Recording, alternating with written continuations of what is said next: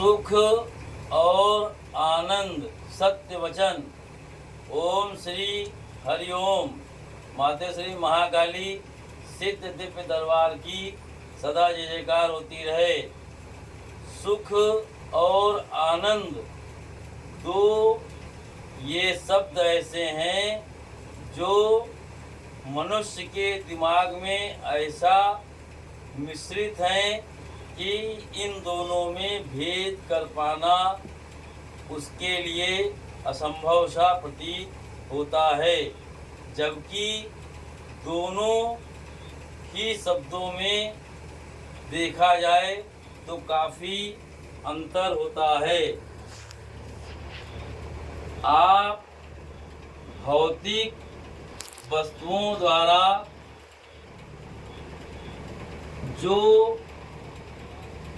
सुख प्राप्त करते हैं, यदि आपके घर में कार आ गई तो आपको खुशी मिलती है, सुख मिलता है। लेकिन लोग कहते हैं हमारे घर में कार आई, हमें बड़ा आनंद आया। यहाँ तक गर्मी लगती है, जब वो एसी में लेटते हैं, सुबह उठते हैं, कहते हैं आज तो बड़ी आनंददायक नींद मिली। जब फ्रिज का रखा ठंडा पानी पीते हैं तो यही बोलते हैं पानी पीने से बड़ा आनंद आया, जबकि ऐसा नहीं है। आप भौतिक वस्तुओं से आपको सुख प्राप्त होता है। आपको एसी में लेटने से, रात में अच्छी नींद आने से सुख प्राप्त होता है, ना कि आनंद प्राप्त होता है। आपको चार पहिया में घूमने से सुख प्राप्त होता है, ना कि आनंद प्राप्त होता है। आप यदि गर्मी में जा रहे हैं, यदि आपको कोई छायादार वृक्ष मिल जाए, उसके नीचे रुक करके आपको सुख मिलता है, ना कि आनंद मिलता है। परंतु इस वक्त अधिकांशतः देखा गया है, हर वक्त मनुष्य एक ही शब्द बोलता है। यदि खाना बहुत अच्छा लगा, सीधा कहेगा कि आज खाने में बड़ा आनंद आया। कभी खाना खा करके आनंद नहीं आता है, खाना खा करके सुख मिलता है। अच्छा रसगुल्ला, लड्डू आदि खा करके वो उसको सुख की अनुभूति होती है, ना कि आनंद की। आनंद एक अलग शब्द है जो भौतिक वस्तुओं से विपरीत है। धन संपदा कमा करके आप जो भी वस्तु खरीदते हैं वो आपको खुशी और सुख प्रदान करती हैं, परंतु आनंद वो चीज़ है जो आपको सुख से कई गुना अधिक आनंदित कर देती है। और वो आनंद सिर्फ ईश्वर के सत्संग, ईश्वर के भजन, ईश्वर की महिमा सुनने में, ईश्वर का बखान करने में आती है।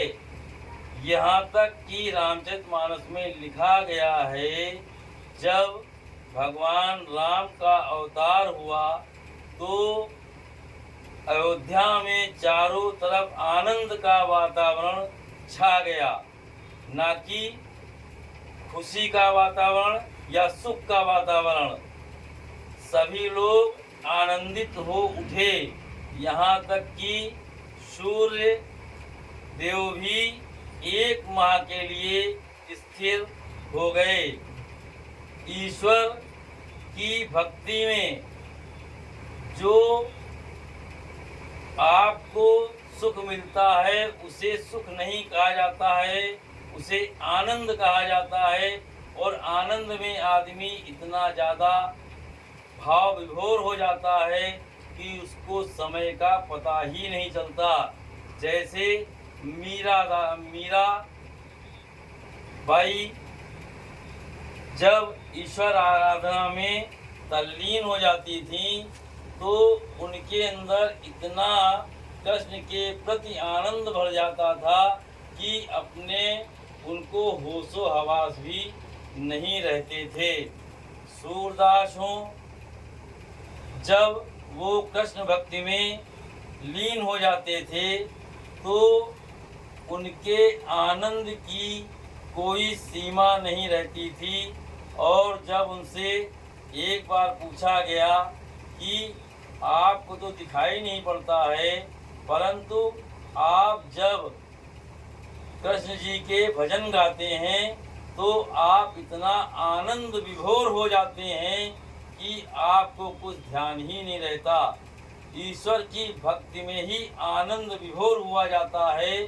सूरदास जी आनंद विभोर होते थे, ना कि उनको कृष्ण भजन गा करके सुख मिलता था। एक बार की बात है, उनकी परीक्षा लेने के लिए लोगों ने सोचा कि हो सकता है कि कोई ना कोई व्यक्ति सूरदास जी को कृष्ण जी के वस्त्रों के बारे में बता देता होगा। कृष्ण जी प्रति दिन कृष्ण मंदिर जाकर के जो भगवान कृष्ण वस्त्र पहनते थे उन वस्त्रों का भी बखान करते हुए भजन करते थे। लोगों ने सोचा कि ऐसा करें, आज कोई भी वस्त्र कृष्ण जी को ना पहनाए जाएं, देखते हैं सूरदास जी क्या करते हैं। जब सूरदास जी मंदिर में भजन गाने बैठे तो हंसने लगे। कहा, हे भगवान, ये तो मैं आज पहली बार आपके साक्षात दर्शन कर रहा हूँ। आपके तो किसी ने कोई वस्त्र भी आज नहीं पहनाया।